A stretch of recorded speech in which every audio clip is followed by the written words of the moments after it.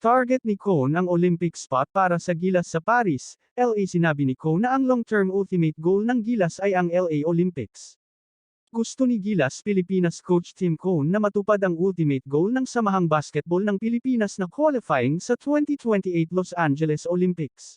Yan ang pag-uusapan natin sa video na ito, kaya kung bago ka pa lang sa aking channel, baka pwede ipakipindot subscribe button pati na notification bell para palagi ka updated sa mga susunod ko video. Salamat po.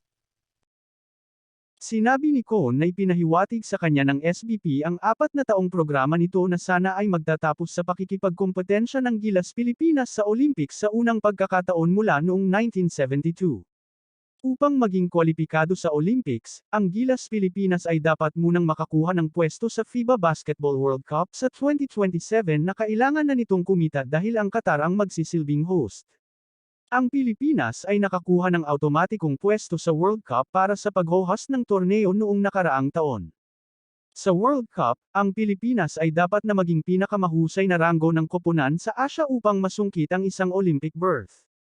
Ang pangunahing layunin para sa SBP ay makapasok sa LA Olympics, sabi ni Cone noong Sabado sa programa ng Power and Play Radio ng Noli Ayala.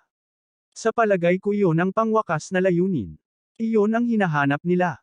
Bagamat may 4 na taong programa ang SBP, sinabi ni Cone na taon-taon ang kanyang termino bilang coach ng Gilas. Nag-ipon siya ng 12-man team na balak niyang panatilihin sa susunod na 4 na taon, ngunit bukas siya sa mga maliliit na pag-aayos sa buong build-up. Bahagi ng build-up para sa mahabang panahon ang darating na unang window ng FIBA Asia Cup 2025 qualifiers kung saan makakalaban ng Gilas Pilipinas ang Hong Kong sa ika-22 ng Pebrero at Chinese Taipei sa ika-25 ng Pebrero. Ngunit sa huli, sa ika-4 na taon, gusto naming maglaro sa Qatar World Cup. Kailangan muna naming mag-qualify, ngunit gusto naming maglaro sa Qatar World Cup at gusto naming matapos muna sa Asia, at makuha ang pwesto na iyon sa LA Olympics. Ito ay naging malinaw sa akin. That's the goal of the SBP, ani Cone.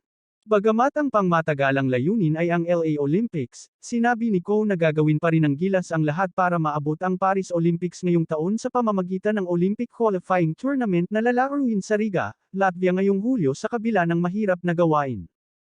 Pupunta kami sa qualifier sa Hulyo. May pagkakataon tayong maging kwalipikado. Ito ay magiging isang matigas na daan kung saan naglalaro ang Latvia sa bahay. Mahirap talaga pero hindi imposible, ani Cone. Nilalayon ni Cone na buuin ang koponan bilang mapagkumpetensya hanggat maaari upang maging pare-pareho sa kanilang mga kalaban, na karamihan sa kanila ay pinakamahusay sa mundo. Huwag mo kalimutan mag-like and subscribe sa aking channel. Maraming salamat po.